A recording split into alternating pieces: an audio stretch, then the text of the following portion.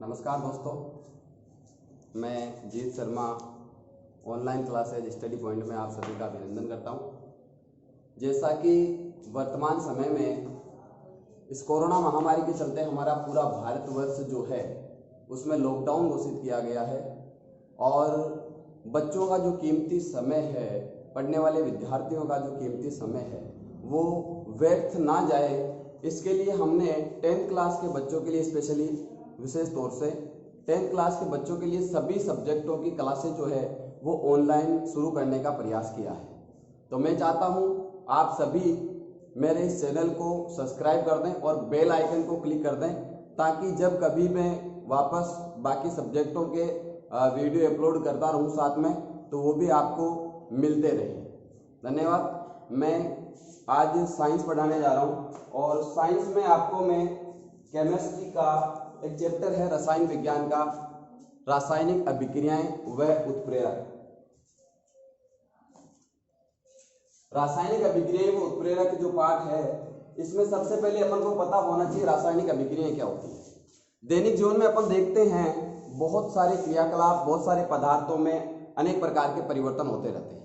कभी पदार्थ की अवस्था में परिवर्तन हो जाता है, तो कभी पदार्थ के रंग में परिवर्तन हो जाता है, कभी उसके स्वाद में, कभी उसकी गंध में। अनेकों परिवर्तन अपन को दैनिक जीवन में देखने को मिलते हैं। उनमें से कुछ परिवर्तन जो होते हैं वो पदार्थ में भौतिक परिवर्तन होते हैं और कुछ परिवर्तन जो होते हैं वो कौन से होते हैं? रासायनिक परिवर्तन। तो अपन इस पाठ में मेन जो है वो रासायनिक परिवर्तन पढ़ेंगे, रासायनिक अभिक्रियाएं पढ़ेंगे। लेकिन अपन को यह भी पता होना चाहिए कि पदार्थ के अंदर जो दूसरा परिवर्तन होता है वो कौन सा होता है। तो पदार्थ में दो प्रकार के परिवर्तन होते हैं। एक तो होता है भौतिक परिवर्तन। कौन सा होता है? भौतिक परिवर्तन। और पदार्थ में दूसरा होता है रासायनिक परिवर्तन। रासायनिक अभिक्रियाओं को शुरू करने से पहले मैं आपको पदार्थ के परिवर्तन के बारे में पूरा डिटेल से बताऊंगा और भौतिक परिवर्तन जो होते हैं इनके बारे में अपन देख लें। कोई भी पदार्थ है उसके केवल अगर भौतिक गुण बदल रहे हैं, भौतिक गुण बदलने का मतलब उसका या तो अवस्था बदल रही है, या उसका आकार बदल रहा है, या उसके रंग में परिवर्तन हो रहा है, या उसकी गंध में परिवर्तन हो रहा है, ये होते हैं पदार्थ के भौतिक गुण। पदार्थ के भौतिक गुण। तो पदार्थ के इन गुणों में अगर परिवर्तन हो रहा है तो वो कौन सा परिवर्तन होता है? भौतिक परिवर्तन होता है। कौन सा परिवर्तन होता है? भौतिक परिवर्तन। अर्थात केवल और केवल उसके भौतिक गुणों में ही परिवर्तन होता है। देखो, मैं ऐसा नहीं कह रहा कि भौतिक गुणों में परिवर्तन, मैं कह रहा हूं केवल भौतिक गुणों में परिवर्तन। ये जो रासायनिक परिवर्तन है इनमें भी अपन को भौतिक परिवर्तन देखने को मिलेगा। अवस्था में, रंग में और उसके आकार में परिवर्तन होगा, लेकिन यहां पर केवल उन्हीं में अगर परिवर्तन हो रहा है तो भौतिक परिवर्तन होगा। और उसके साथ में अगर उसके रासायनिक गुणधर्म भी बदल रहे हैं, उसका रासायनिक संगठन बदल रहा है, उसका अणुसूत्र बदल रहा है पदार्थ का, तो अपन उसको क्या कह देंगे? रासायनिक परिवर्तन कह देंगे। पहली बात मैं करूंगा पदार्थ के भौतिक गुणों में परिवर्तन। कोई पदार्थ जैसे अपन लेते हैं जल लिया, उसको अगर अपन ने थोड़ा सा ठंडा किया, ठंडा करते हैं तो वो किस में बदल जाता है? बर्फ में बदल जाता है। अपन को पता है कि पहले वो द्रव अवस्था में था, जल जो है द्रव अवस्था में था। जैसे अपन ने उसको ठंडा किया वो किस में बदल गया? सॉलिड अवस्था में, ठोस अवस्था में बदल गया, बर्फ के अंदर परिवर्तित हो गया। अगर अपन उस बर्फ को वापस थोड़ी देर के लिए बाहर छोड़ देते तो वो कैसी हो जाती है? जल में वापस द्रव में बदल जाती है। और एक बात मैं आपको बता दूं, जल पृथ्वी पर पाया जाने वाला एकमात्र ऐसा पदार्थ है जो पदार्थ की तीनों अवस्थाओं में, ठोस, द्रव और गैस, तीनों अवस्थाओं के अंदर पाया जाता है। तो फिर अपन बात करते हैं प्रारंभिक पदार्थ की। भौतिक परिवर्तन जो होते हैं उनमें पुनः प्रारंभिक पदार्थ प्राप्त किया जा सकता है। जैसे मैंने अभी आपको बताया कि जो जल था वो बर्फ में परिवर्तित हुआ, और अगर बर्फ का अपन थोड़ी देर बाद में रख देते हैं तो थोड़ी देर बाद में वापस किस में बदल जाती है? द्रव में बदल जाती है, जल में बदल जाती है। अर्थात अपन को वापस जो अपना प्रारंभिक पदार्थ था जल, मूल पदार्थ, वो प्राप्त हो गया। तो भौतिक परिवर्तन के अंदर जिस पदार्थ से अपन ने परिवर्तन किया वो पदार्थ अपन को पुनः प्राप्त कर सकते हैं, वो होता है भौतिक परिवर्तन। फिर बात करते हैं अपन स्थायी या अस्थायी। भौतिक परिवर्तन जो होते हैं वो अस्थायी होते हैं। अस्थायी का मतलब जैसे हुआ कि कोई पदार्थ जो है वो स्थायित्व प्राप्त नहीं, मतलब एक बार बदल गया तो वापस वो परिवर्तित हो सकता है, अपने मूल पदार्थ में वापस आ सकता है।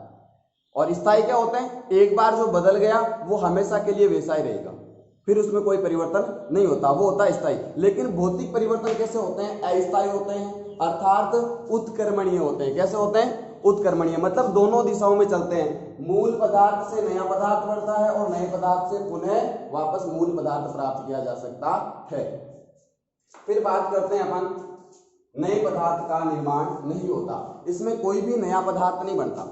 जैसे मैंने आपको बताया कि बर्फ जो है उसको अपन ने पिघलाया, जल बन गया, जल को वापस अपन अगर ठंडा करेंगे तो वापस क्या बन जाएगी, बर्फ बन जाएगी, बनती है ना। मतलब इससे नया पदार्थ नहीं बना, जो जल था उसका सूत्र भी क्या होगा, H2O।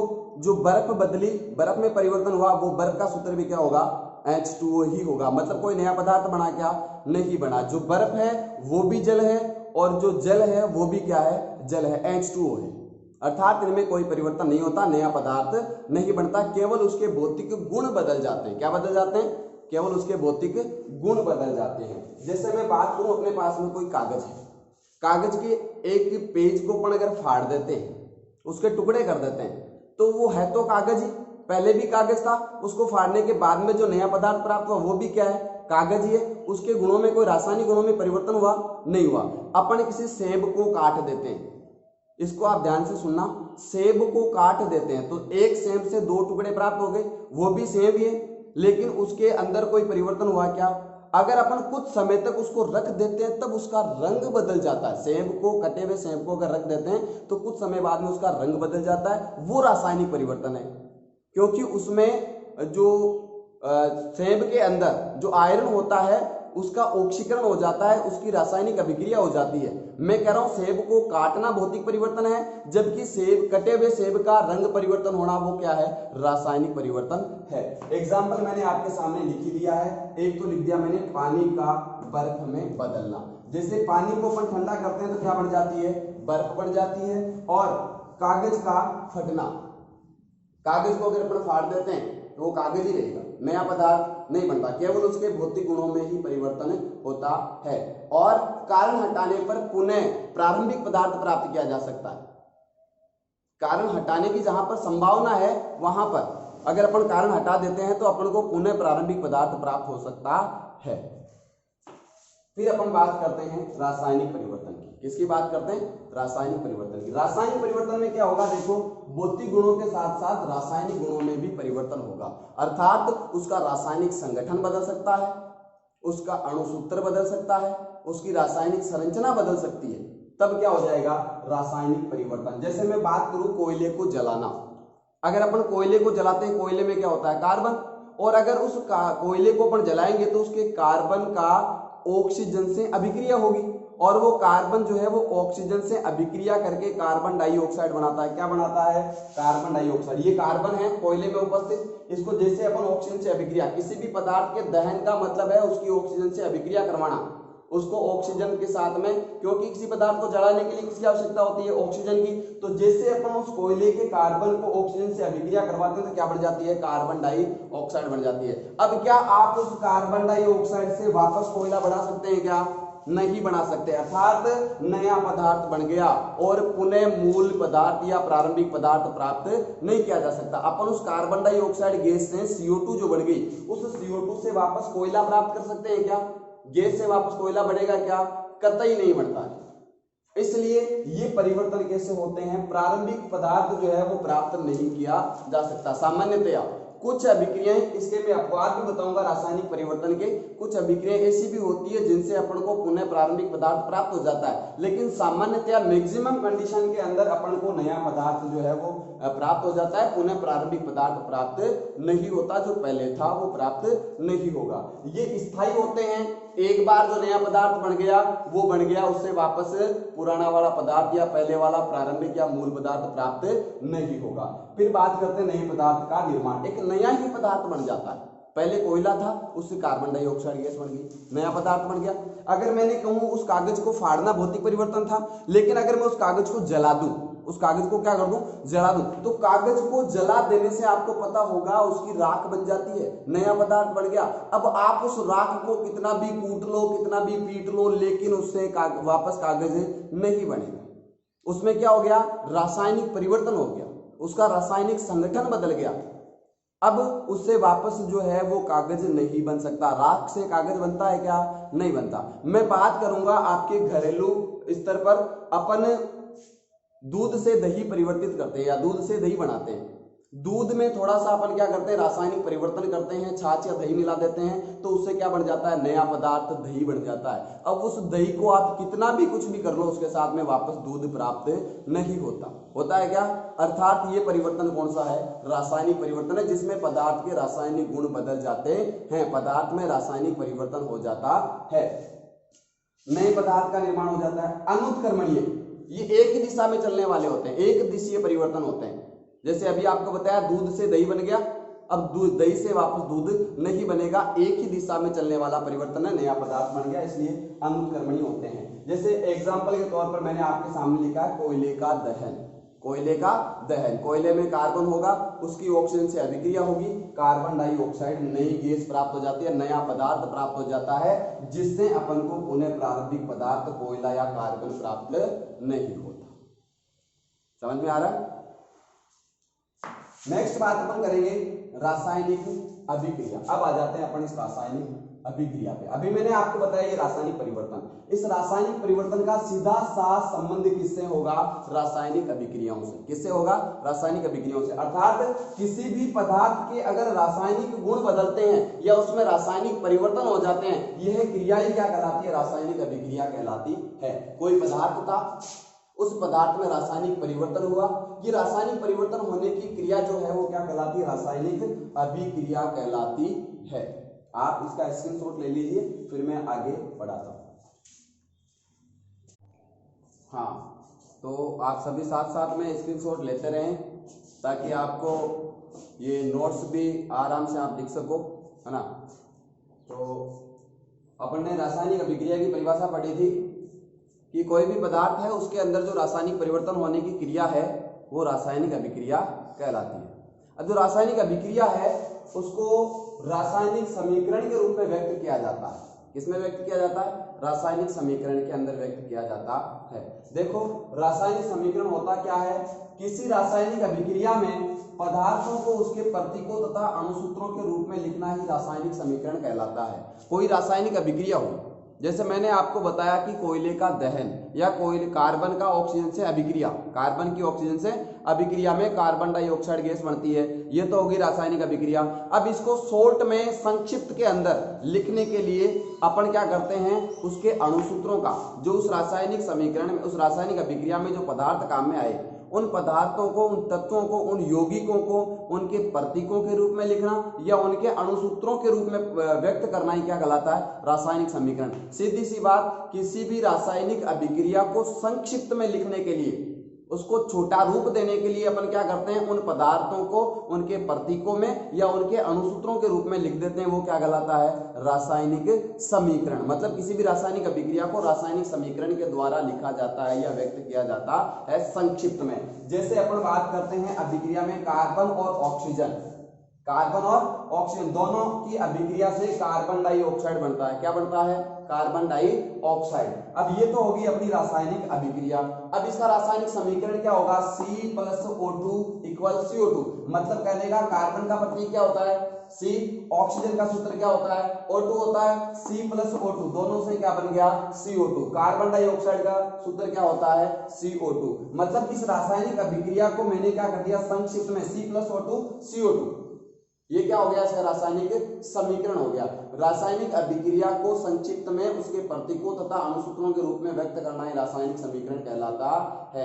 देखो अगर कोई चीज आपके समझ में नहीं आती है तो आप कमेंट बॉक्स में उस कमेंट कर दें, मैं आपको रिप्लाई दे दूंगा, या तो उसी समय, या हो सकता है नेक्स्ट वीडियो के अंदर मैं आपको वो जो आपका क्वेश्चन है उसको हल कर दूं आराम से।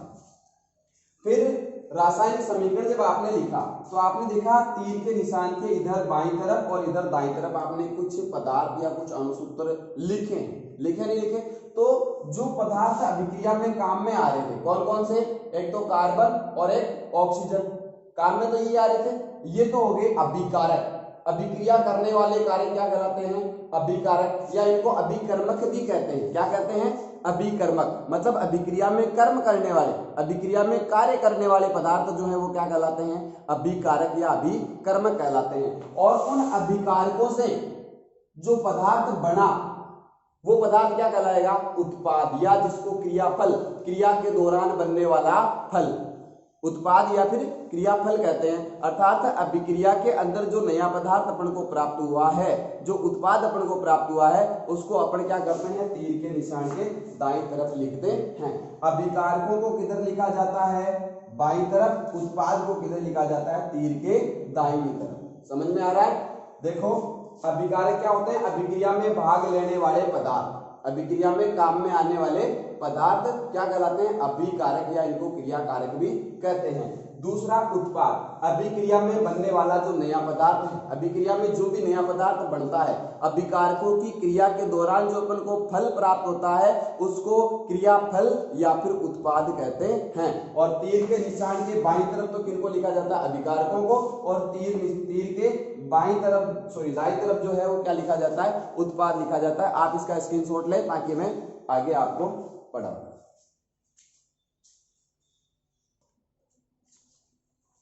हाँ प्यारे विद्यार्थियों, अपन ने रासायनिक समीकरण पढ़ा था कि किसी भी अभिक्रिया को उसके काम में आने वाले जो पदार्थ है उनको प्रतीकों में अणुसूत्रों के रूप में व्यक्त करना रासायनिक समीकरण कहलाता है। अब रासायनिक समीकरण कैसे लिखा जाता है, उसके कुछ चरण होते हैं, और रासायनिक समीकरण लिखने के चरण में आपके सामने यहाँ ब्लैक बोर्ड पर आपको बता रहा हूँ। पहले अभिकारक लिखकर तीर का निशान लगाया जाता है। जैसे मान लो अपन बात करते हैं कार्बन और ऑक्सीजन की, ये दोनों क्या है अपने पास में, अभिकारक है। इन अभिकारकों को लिखने के बाद में अपन ने क्या लगाया, तीर का चिन्ह लगाया, और तीर का चिन्ह लगा करके उसके बाद में क्या लिखा जाता है, उत्पाद लिखा जाता है। देखो अभिक्रिया में काम में आने वाले, या अभिक्रिया के बाईं तरफ क्या थे, अभिकारक, और दाईं तरफ क्या थे, उत्पाद। तो ये अभिकारक लिखे, अभिकारक लिखने के बाद में तीर का निशान लगाया, उसके बाद में क्या लिख देते हैं, उत्पाद लिख देते हैं। ये समीकरण लिखने का पहला चरण। दूसरा चरण है अभिकारक और उत्पाद की संख्या अधिक होने पर उनके बीच में प्लस या धन का चिन्ह लगाया जाता है। अगर अभिकारक 2 या 2 से अधिक हो, या उत्पाद 2 या 2 से अधिक हो, तो उन अभिकारकों के बीच में क्या लगाया जाएगा, प्लस का चिन्ह। उन उत्पाद के बीच में क्या लगाया जाएगा, प्लस का चिन्ह। अभिकारकों व उत्पाद के बीच में तो तीर का निशान होगा, लेकिन अभिकारक अगर संख्या में अधिक है तो उन अभिकारकों के बीच में प्लस लगेगा, और उत्पाद की संख्या अगर अधिक है तो उनके बीच में क्या लगेगा, प्लस का चिन्ह। जैसे यहाँ पर आपके सामने मैग्नीशियम और ऑक्सीजन, मैग्नीशियम का दहन करवाते हैं, मैग्नीशियम की ऑक्सीजन से अभिक्रिया करवाते हैं, तो MgO मैग्नीशियम का ऑक्साइड प्राप्त होता है। क्या प्राप्त होता है, मैग्नीशियम का ऑक्साइड। तो यहाँ पर अपने सामने अभिकारक 2 हैं, अभिकारक कितना है, 2। तो 2 अभिकारकों के लिए दोनों अभिकारकों के बीच में किसका चिन्ह लगा दिया गया, प्लस का चिन्ह। इसी प्रकार अगर उत्पाद अधिक बढ़ते तो उन उत्पादों के बीच में क्या लगा दिया जाता, प्लस का चिन्ह। अर्थात अभिकारक और उत्पाद की संख्या 2 या 2 से अधिक होने पर उनके बीच में धन या प्लस का चिन्ह लगाया जाता है। उसके बाद में बात करते हैं अभिकारकों और उत्पादों की अवस्था लिखना। अभिकारक और उत्पाद जो अपन ने समीकरण में लिखा है उनके क्या लिखेंगे, ब्रैकेट में उनकी अवस्था लिखी जाती है। अवस्था पदार्थ की मुख्यतः 3 ही अवस्थाएं होती है, ठोस, द्रव और गैस। लेकिन वैसे देखा जाए तो 5 अवस्थाएं होती है, ठोस, द्रव, गैस, एक प्लाज्मा होती है, और एक होती है बोस-आइंस्टीन कंडेंसेट। लेकिन अपने मुख्यतः ये 3 रहेगी। एक तो ठोस के लिए अपन ब्रैकेट में क्या लिखेंगे, S सॉलिड होता है, ठोस को क्या कहते हैं, सॉलिड, सॉलिड के लिए S हो गया। द्रव को क्या कहते हैं, लिक्विड कहते हैं, लिक्विड के लिए ब्रैकेट में क्या लिखेंगे, L लिखेंगे, और गैस के लिए क्या लिखेंगे, G लिखेंगे। और जलीय विलयन अगर है, कोई भी पदार्थ जल में घुला हुआ है तो उस पदार्थ के ब्रैकेट में क्या लिखेंगे, AQ, अर्थात एक्वस अवस्था। कौन सी अवस्था, एक्वस अवस्था के लिए AQ लिखा जाता है। जैसे अपन बात कर लेते हैं यहाँ पर कार्बन, कार्बन कोयले के अंदर था, ठोस अवस्था में है, तो इसके लिए अपने ब्रैकेट में क्या लिख दिया, सॉलिड S लिख दिया। इसी प्रकार ऑक्सीजन से अभिक्रिया करवाई, ऑक्सीजन कौन सी अवस्था है, ऑक्सीजन गैस है, तो गैस के लिए ब्रैकेट में क्या लिख दिया, G लिख दिया। और CO2 भी क्या है, गैस है, तो इसके लिए क्या लिख दिया, G लिख दिया ब्रैकेट में। अर्थात समीकरण लिखने के लिए उन अभिकारकों तथा उत्पादों की अवस्था को दर्शाया जाता है ब्रैकेट में डाल के, और जलीय विलयन हो तो AQ अवस्था दर्शा देंगे। फिर है अभिक्रिया उत्क्रमणीय होने पर तीर का निशान दोनों दिशाओं में आधा आधा लगाया जाता है, या जिसको दोनों तरफ अर्ध तीर के निशान से व्यक्त किया जाता है। उत्क्रमणीय का मतलब दोनों दिशाओं में, अभिकारकों से उत्पाद और उत्पाद से पुनः अभिकारक अगर बन रहा है तो उनके बीच में तीर का निशान कैसा होगा, दोनों दिशाओं में अर्ध तीर का निशान लगाया जाता है। जैसे ये दोनों दिशाओं में आधा, आधा ऊपर और आधा कैसा हो जाएगा, नीचे, अर्ध तीर का चिन्ह लगाया जाता है। ताप व दाब और उत्प्रेरक को तीर के चिन्ह के ऊपर लिखा जाता है। देखो यहाँ पर आपके सामने एक उत्क्रमणीय अभिक्रिया लिखी हुई है जिसमें नाइट्रोजन को हाइड्रोजन से क्या करवा रहे हैं, अभिक्रिया। नाइट्रोजन की हाइड्रोजन से अभिक्रिया होने पर क्या बनता है, NH3। लेकिन कुछ समय बाद में NH3 से वापस क्या बन जाता है, नाइट्रोजन और हाइड्रोजन। मतलब ये दोनों दिशाओं में चलने वाली अभिक्रिया है। एक बार तो तीर का निशान ऊपर की तरफ, मतलब इधर जा रही है अभिक्रिया, दूसरी बार में NH3 से वापस क्या बन रहा है, नाइट्रोजन और हाइड्रोजन, तो वापस अभिक्रिया तीर का निशान इधर लग गया। अर्थात दोनों दिशाओं में चलने वाली अभिक्रियाओं में आधा आधा दोनों तरफ तीर लगाया जाता है। और उसके साथ में तीर के निशान के ऊपर अगर अभिक्रिया में कोई ताप काम में आ रहा है या कोई दाब काम में आ रहा है या कोई भी उत्प्रेरक काम में आ रहा है, वो कहाँ लगेगा, अभिक्रिया में जो तीर का निशान होता है उसके जस्ट ऊपर लगाया जाता है। जैसे ये अभिक्रिया आपके सामने, इसके अंदर 273 केल्विन तापमान टेम्परेचर काम में आ रहा है, साथ में 200 एटीएम दाब काम में आ रहा है, एटमॉस्फेयर 773 केल्विन तो ताप हो गया, साथ में दाब कितना है, 200 एटीएम। तो ये ताप और दाब कहाँ लिखा आपने, अभिक्रिया में जो तीर का निशान है उसके ऊपर। और साथ में अगर उत्प्रेरक भी कई काम में आता है, अपन आगे अभिक्रियाओं में देखेंगे, उत्प्रेरक भी आएंगे बहुत सारी अभिक्रियाओं में, उस उत्प्रेरक को भी तीर के निशान के ऊपर लिखा जाता है। ये अभिक्रिया लिखने का 5वां चरण था। फिर है उष्माक्षेपी अभिक्रिया के लिए उत्पाद के साथ में प्लस का चिन्ह लगा करके ऊर्जा लिखी जाती है।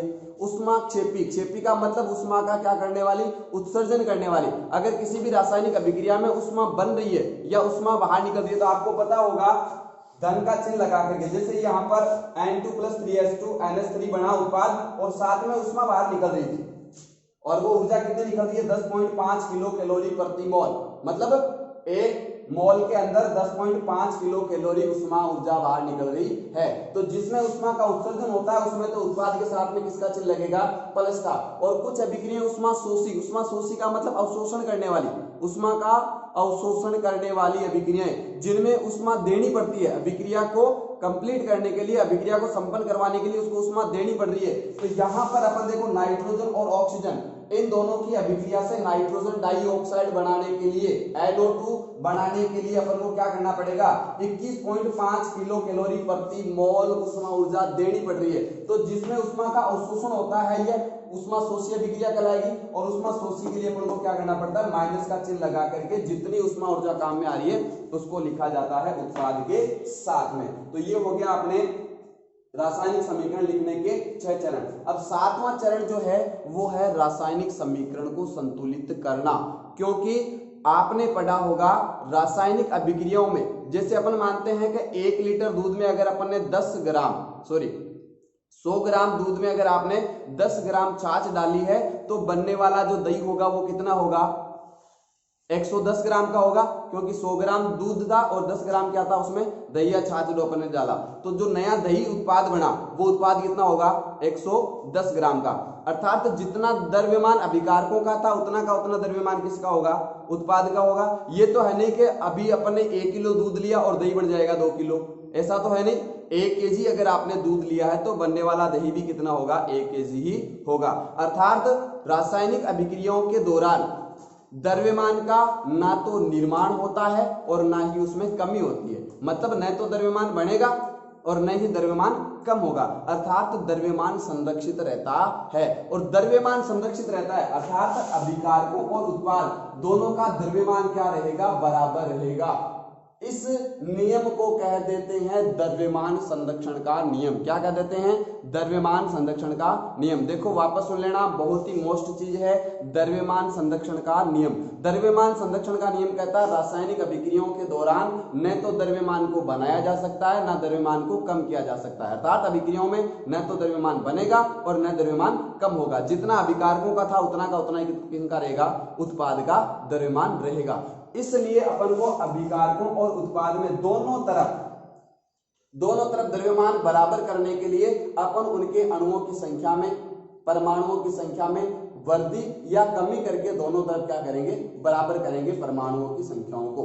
ठीक है, दोनों तरफ क्या होनी चाहिए, परमाणुओं की संख्या क्या होनी चाहिए, बराबर होनी चाहिए। किस लिए, द्रव्यमान को बराबर करने के लिए। और द्रव्यमान संरक्षण के लिए इस समीकरण को संतुलित करने के लिए एक विधि काम में आती है जिसका नाम है हीट एंड ट्रायल मेथड, अर्थात अनुमान विधि। कौन सी विधि, अनुमान विधि, जिसको हिट एंड ट्रायल विधि भी कहते हैं, जिसके द्वारा अपन क्या करेंगे, समीकरण को संतुलित करना सीखेंगे। पहले आप स्क्रीनशॉट ले लीजिए, फिर अपन आगे चलते हैं समीकरण को संतुलित करना। हाँ, अब अपना रासायनिक समीकरण लिखने का एक लास्ट चरण बच गया था, जो रासायनिक समीकरण को संतुलित करने का था। रासायनिक समीकरण को संतुलित करने का था, अर्थात रासायनिक अभिक्रियाओं में अभिकारक और उत्पाद दोनों के अणुओं की संख्या को बराबर करना, परमाणुओं की संख्या को बराबर करना, अर्थात उनका द्रव्यमान क्या होना चाहिए, बराबर होना चाहिए। तो उनको बराबर करने के लिए अपन देखो, सबसे पहले द्रव्यमान संरक्षण का नियम पता होना चाहिए। द्रव्यमान संरक्षण का नियम मैंने आपको बता दिया था। द्रव्यमान संरक्षण का नियम का मतलब है अभिकारकों तथा उत्पाद दोनों में द्रव्यमान क्या रहता है, बराबर। ना तो अभिक्रियाओं के दौरान द्रव्यमान बनता है या बढ़ता है, या ना ही उसमें कोई परिवर्तन होता है। द्रव्यमान में कोई परिवर्तन रासायनिक अभिक्रियाओं के दौरान नहीं होता। ये था अपना द्रव्यमान संरक्षण का नियम, अर्थात द्रव्यमान संरक्षित रहता है। अब अपन रासायनिक समीकरण को संतुलित करने के लिए एक विधि है हिट एंड ट्रायल, जिसको अनुमान विधि भी कहते हैं। रासायनिक समीकरण को संतुलित करने की विधि कौन सी है, हिट एंड ट्रायल मेथड, या जिसको अनुमान विधि भी कहा जाता है। ये अनुमान विधि और हिट एंड ट्रायल विधि है क्या, इसके बारे में जानने के लिए देखो, दोनों तरफ अणुओं की संख्या को बढ़ा या घटाकर समीकरण को संतुलित किया जाता है। अर्थात अभिकारकों व उत्पाद दोनों में जो संख्या है अणुओं की, उन अणुओं की संख्या को बढ़ा या घटा करके अपन को क्या करना है, बराबर करना है। जैसे सबसे पहले हाइड्रोजन व ऑक्सीजन को छोड़कर अन्य अणुओं की संख्या को संतुलित करो। कोई भी रासायनिक समीकरण जैसे आपके सामने लिखा हुआ है C3H8 plus O2 CO2 plus H2O, ये रासायनिक समीकरण दिया हुआ है। इस रासायनिक समीकरण के अंदर अपन को पहले हाइड्रोजन और ऑक्सीजन को छोड़ करके अन्य परमाणुओं की संख्या को क्या करना है, बराबर। जैसे यहाँ पर कार्बन की संख्या कितनी है, 3 है, यहाँ पर कार्बन की संख्या कितनी है, 1। कितनी, इधर कार्बन की संख्या 3 है, इधर कार्बन की संख्या 1। तो दोनों तरफ पहले अपन क्या करेंगे, कार्बन की संख्याओं को संतुलित करने का प्रयास करते हैं। और अपन यहां पर लगा देंगे, जैसे ये 3 है, यहाँ कार्बन की संख्या 1 है, तो यहां लगा दिया अपन ने कार्बन की संख्या में 3। यहां भी कार्बन कितना, 3, यहां भी कार्बन कितना, 3, बराबर हो गया।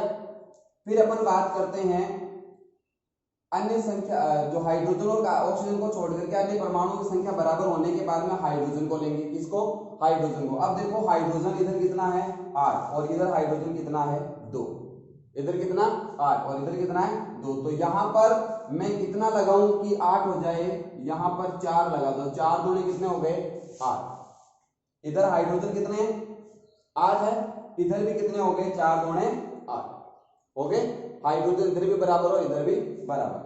फिर अपन बात करते हैं, उसके बाद में नंबर आएगा ऑक्सीजन का। किसका नंबर आएगा, ऑक्सीजन का। इधर ऑक्सीजन कितना है, 2, और इधर ऑक्सीजन देखना कितना है, 3 दूनी 6 तो यहाँ पर है, और यहाँ पर कितने हैं, 4।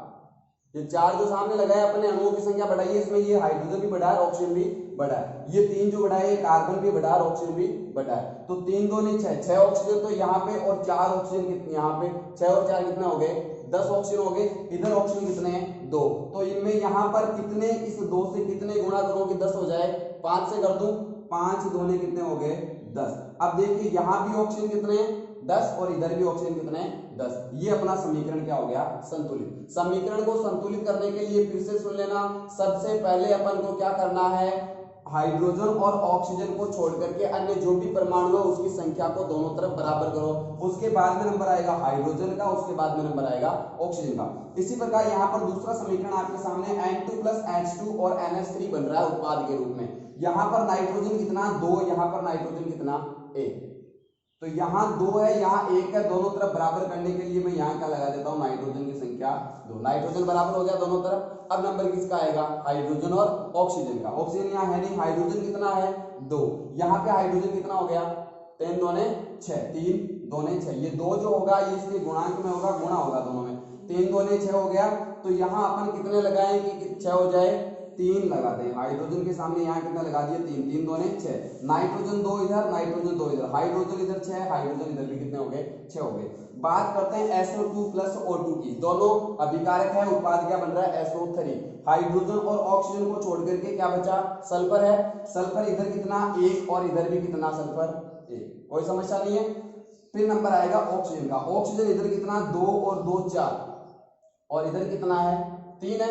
अब अपन को इधर बढ़ाना तो कम से कम अपन कितना बढ़ा करके देखें 2 से, क्योंकि 1 से किसी भी संख्या को गुणा करो वही संख्या आती है। चलो 2 बढ़ा करके देखते हैं, कितने बढ़ा करके देखते हैं 2, 3 दूने कितने हो गए 6, ऑक्सीजन कितने हो गए 6, इधर कितने हैं 2 और 2 4, कितने हैं 4। अब अगर अपन अब देखो इधर 2 बढ़ाते सल्फर भी डबल हो गया, सल्फर बढ़ाना, अब सल्फर को यहां भी 2 कर दो, सल्फर 2 हो गया भाई। इधर अपन ने 2 लगा दिए, सल्फर के भी बढ़ेगा ना 2, तो इधर सल्फर के भी अपन ने क्या लगा दिए 2 लगा दिए। अब सल्फर 2 हो गया, ऑक्सीजन कितना हो गया 2 दूने 4 4 और ये कितने 2, कितने हो गए 6। इधर भी ऑक्सीजन 6 और इधर भी ऑक्सीजन कितने 3 दूने 6। ये हो गया अपना रासायनिक समीकरण संतुलित। तो ये रासायनिक समीकरण को लिखने के चरण थे, जिसमें अपना 7वां लास्ट चरण था रासायनिक समीकरण को संतुलित करना।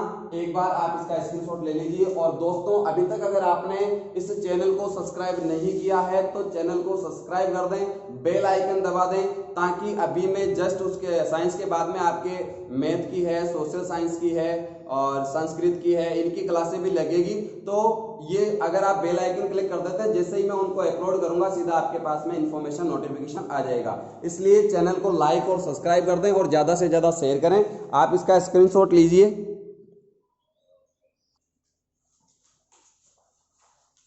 हाँ, तो देखिए विद्यार्थियों, अपन ने रासायनिक समीकरण के चरण पढ़ लिए थे। अब है रासायनिक समीकरण की विशेषताएं, मतलब रासायनिक समीकरण में क्या क्या विशेषताएं होती है और रासायनिक समीकरण को देख करके अपन क्या क्या उनके बारे में पता लगा सकते हैं। तो रासायनिक समीकरण अगर आपके सामने लिखा हुआ है तो उसमें क्रिया कारक और उत्पाद लिखा हुआ होगा। रासायनिक समीकरण में क्रिया कारक और उत्पाद लिखा हुआ होता है। क्रिया कारक और उत्पाद की संपूर्ण जानकारी अपन को प्राप्त हो जाती है, जैसे उसमें कौन सा अभिकारक काम में आ रहा है, कौन सा उत्पाद बन रहा है और उनके अणुओं की संख्या कितनी है, उसमें परमाणुओं की संख्या कितनी है, साथ में उन अभिकारकों तथा उत्पादों की अवस्था का भी ज्ञान होता है अपन को।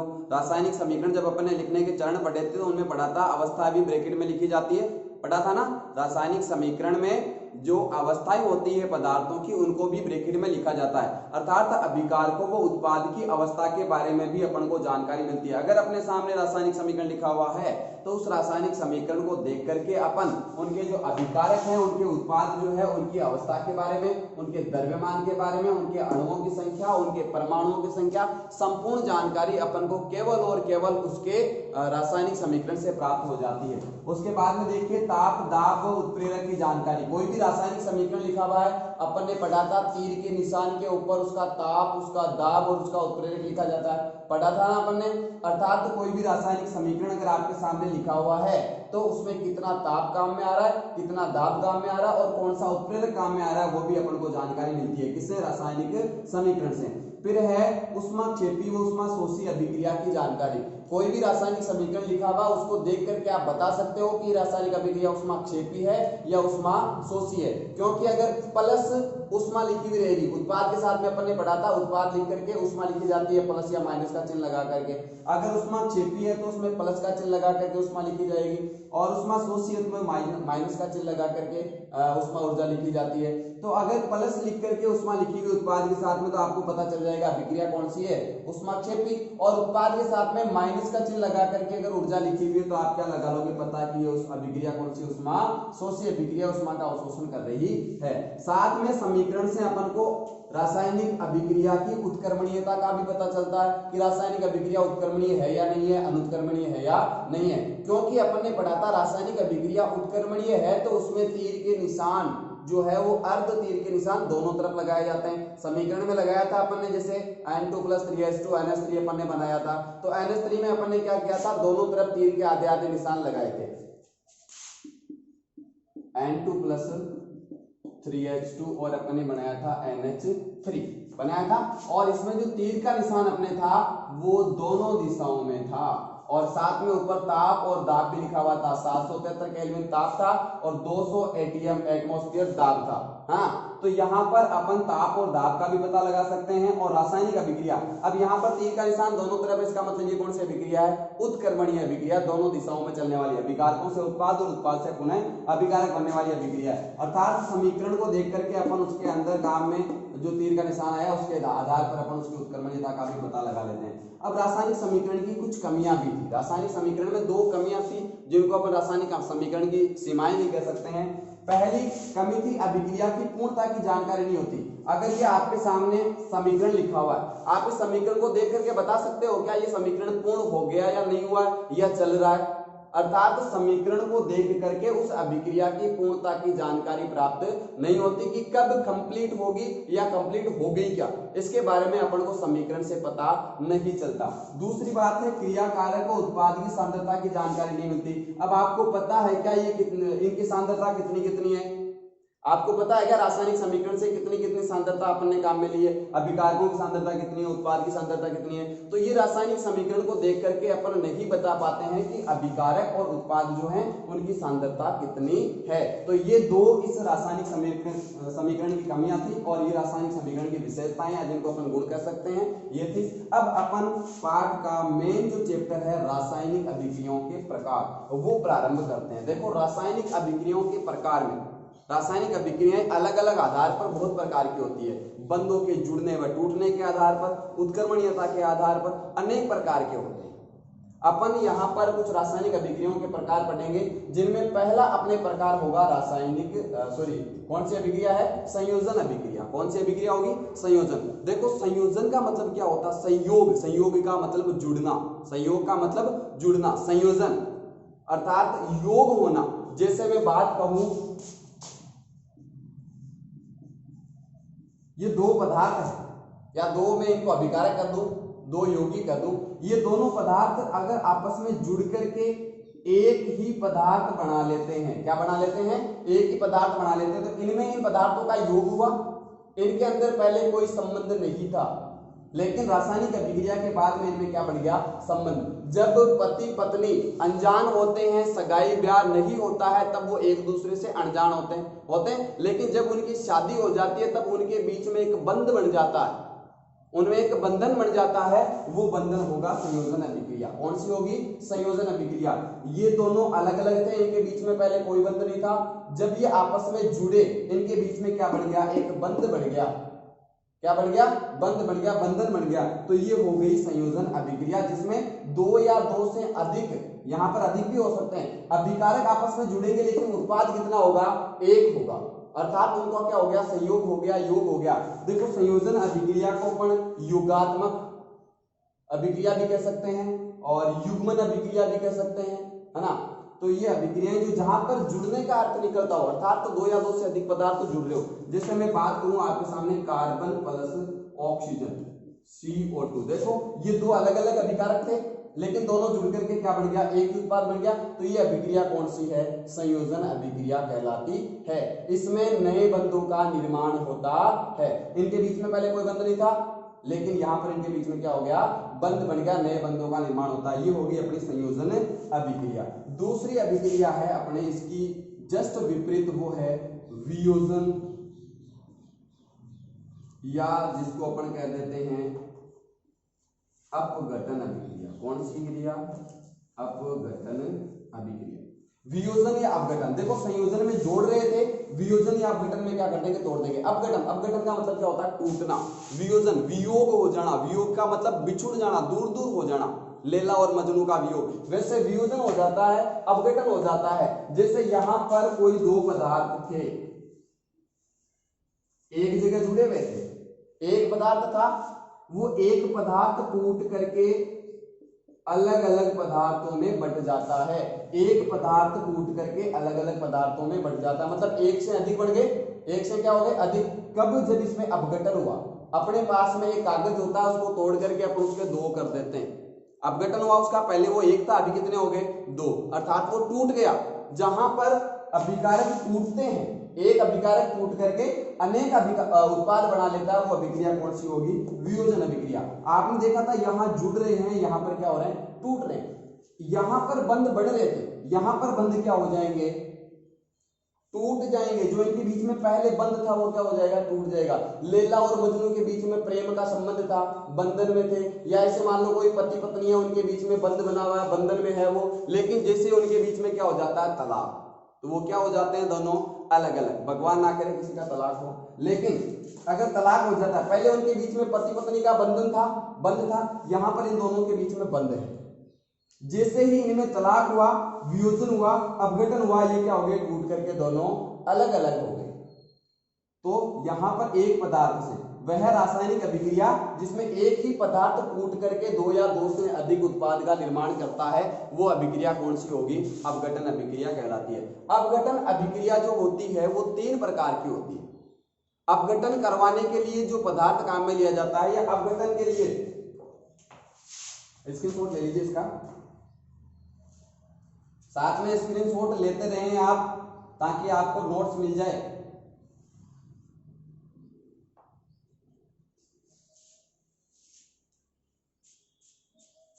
और चैनल को सब्सक्राइब करते रहें, आगे से आगे शेयर करते रहें, ताकि कोई भी वंचित नहीं रहे। अपने सभी सहपाठियों को लिंक शेयर कर दें, ताकि वो अपना ये जो मूल्यवान कीमती समय है, इस कीमती समय का सदुपयोग कर सके। हाँ, तो अपन बात कर रहे थे अपघटन अभिक्रियाओं, अपघटन अभिक्रियाएं, जहां पर टूटने का अर्थ निकलता है। किसका अर्थ निकलता है, टूटने का अर्थ।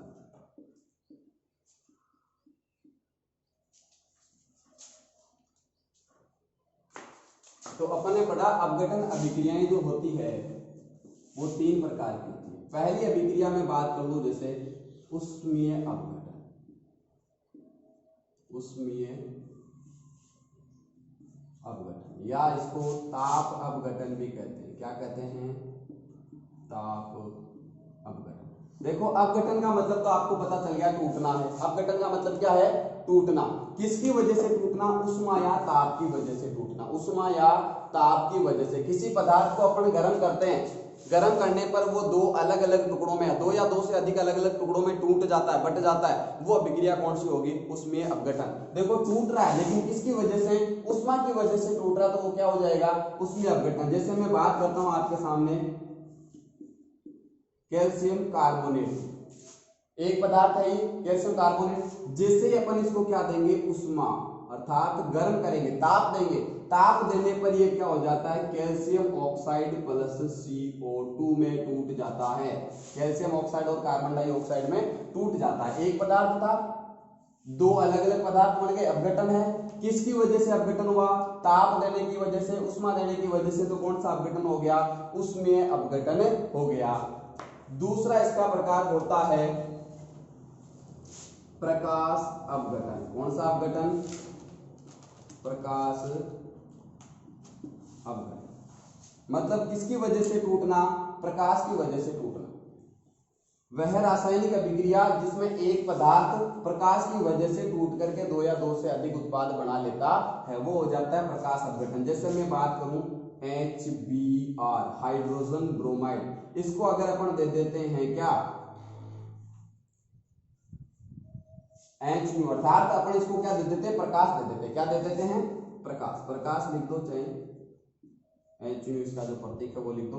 जैसे ही अपन HBr को, हाइड्रोजन ब्रोमाइड को प्रकाश देते हैं, वो हाइड्रोजन और ब्रोमीन में टूट जाता है, हाइड्रोजन और ब्रोमीन में टूट जाता है। अर्थात HBr जो है वो H2 और Br2 में टूट जाता है, Br में, सॉरी। तो ये हो गया प्रकाश की वजह से रासायनिक अपघटन। किसकी वजह से, प्रकाश की वजह से। कोई HBr था, रासायनिक अभिक्रिया हो रही है, यहाँ पर रासायनिक पदार्थ का अभिकारक जो टूट करके 2 या 2 से अधिक पदार्थों में बट गया, ये किसकी वजह से टूटा, प्रकाश की वजह से। तो कौन सा अपघटन हो गया, प्रकाशीय अपघटन। फिर अपन बात करते हैं तीसरा, और वो है अपना, उसमें हो गया प्रकाश, हो गया विद्युत अपघटन। कौन सा अपघटन है, विद्युत विद्युत अपघटन का मतलब है किसकी वजह से टूटना, विद्युत की वजह से। कोई एक पदार्थ विद्युत की वजह से टूट करके दो या दो से अधिक टुकड़ों में बट जाता है, वो विद्युत अपघटन। जैसे अपन बात करते हैं जलीय विलयन में NaCl की, किसकी बात करते हैं, NaCl, और अवस्था कौन सी होगी, AQ, मतलब जलीय विलयन होना चाहिए। नमक जलीय विलयन में है, एक्वस अवस्था में है, जैसे ही अपन इसमें विद्युत धारा प्रवाहित करेंगे तो ये क्या हो जाएगा, Na+Cl, Na+Cl। जैसे ही अपन विद्युत धारा प्रवाहित करते हैं नमक के अंदर तो Na और Cl के अंदर टूट जाता है। नमक जो था उसमें विद्युत धारा प्रवाहित की अपन ने, तो विद्युत की वजह से इसका क्या हो गया, अपघटन Na+Cl के अंदर। ये अपन रासायनिक अपघटन अभिक्रियाएं जो थी अपनी, ये हो गया कंप्लीट। स्क्रीनशॉट ले लो आप चाहो तो। फिर मैं बात करता हूं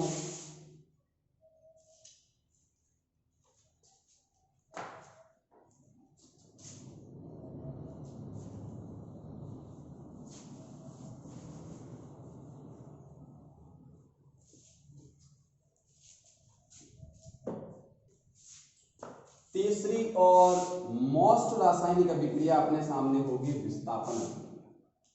कौन सी अभिक्रिया होगी, विस्थापन अभिक्रिया। विस्थापन अभिक्रिया, देखो विस्थापन का मतलब क्या होता है, एक स्थान से दूसरे स्थान पर विस्थापित हो जाना। एक स्थान से दूसरे स्थान पर विस्थापित हो जाना विस्थापन कहलाता है। मतलब कोई रासायनिक अभिक्रिया के अंदर जो उत्पाद थे उनमें से कोई कोई तत्व जो है वो क्या कर देता है, दूसरे तत्व का विस्थापित कर देता है, दूसरे तत्व का विस्थापन कर देता है। जैसे क्लास में मान लो 5-7 बच्चे बैठे हैं,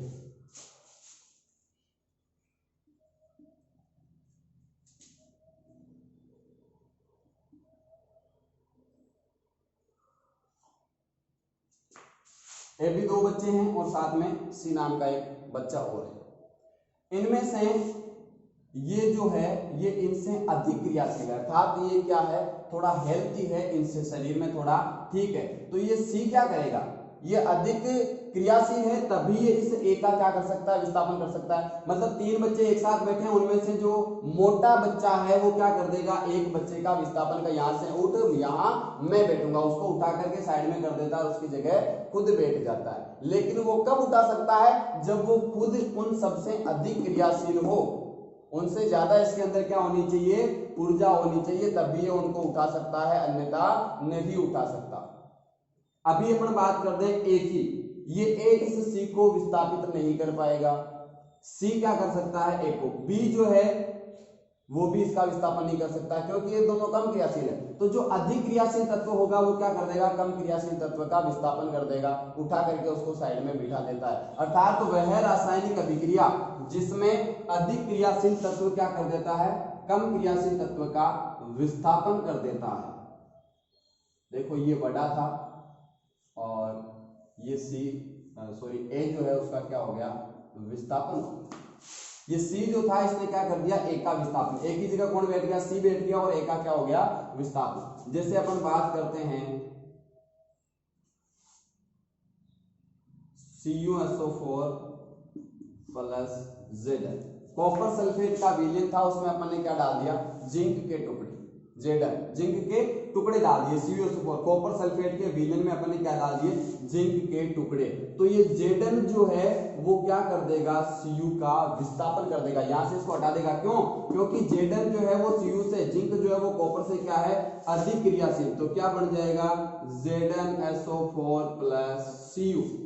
इस जिंक ने कॉपर का क्या कर दिया, विस्थापन, उसको हटा दिया और उसकी जगह कौन बैठ गया, जिंक खुद बैठ गया। अर्थात वह रासायनिक अभिक्रिया जिसमें अधिक क्रियाशील तत्व कम क्रियाशील तत्व को क्या कर देता है, विस्थापित कर देता है। परिभाषा लिख लीजिए आप,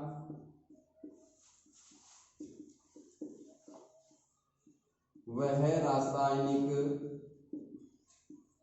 अभिक्रिया जिसमें अधिक क्रियाशील तत्व, अधिक क्रियाशील तत्व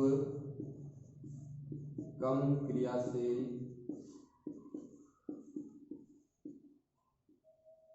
कम क्रियाशील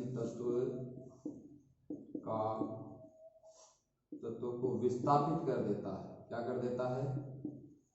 विस्थापित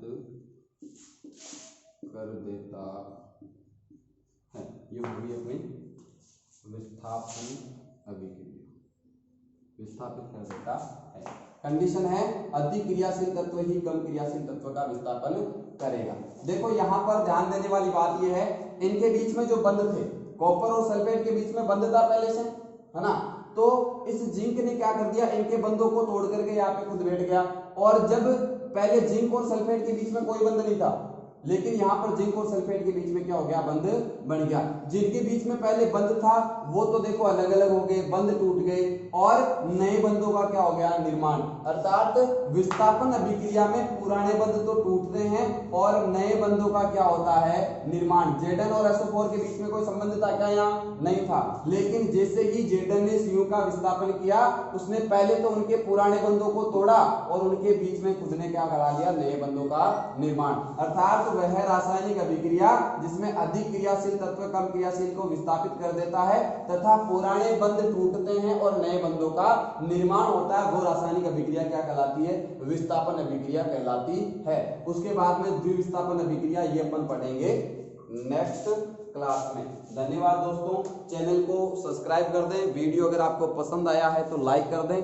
हमारे को बस इतना ही है, हम आपका कीमती समय जो है ये बचा रहे हैं और आप इस वीडियो को लाइक और शेयर करके हमें भी थोड़ा विश्वास प्रदान करें। धन्यवाद।